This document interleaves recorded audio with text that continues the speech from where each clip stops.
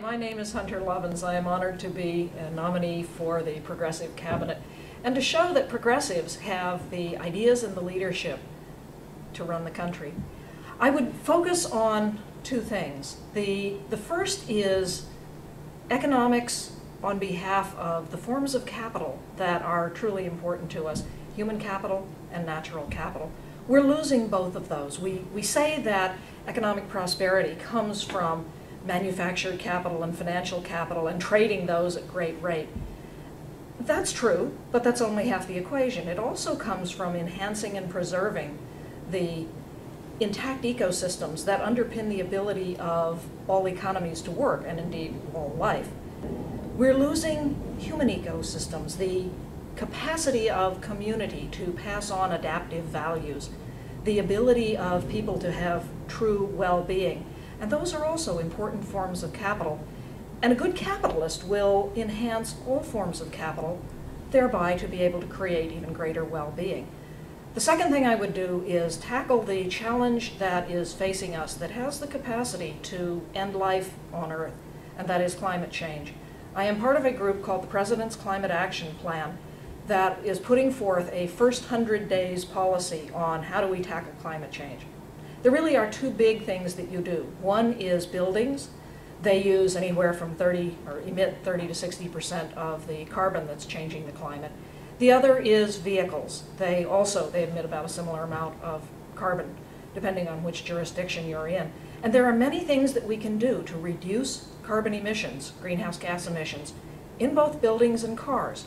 I would propose that we have in place model building codes so that all buildings are net zero by 2030. We have the technology. It will be more cost effective to build buildings this way. Let's just do it. Second, in the transportation sector, right now we have cars on the road that are less efficient than the Model T. Let's put in place a program called fee-bates, where when you register a car, you pay a fee or get a rebate, depending on how efficient the car is. Those of you who buy and register, say, a Prius, would about get the cost of that Prius paid for out of the fees paid by people like me. I pay the carbon cost of emitting all of the carbon. Every vehicle owner, every building owner, every business owner that is emitting carbon should in some way be paying the full cost. I would also introduce nationally full cost accounting. Right now we're fooling ourselves, making energy look cheaper than it really is. We pay for it out of one pocket with our tax dollars so that we think we are paying less at the pump or in buying our electricity. So if a utility wants to build a coal plant, let them pay the full cost accounting of that. And if an entrepreneur wants to create a neighborhood solar utility, they should see the relative prices that the benefit to society of that neighborhood solar utility would bring.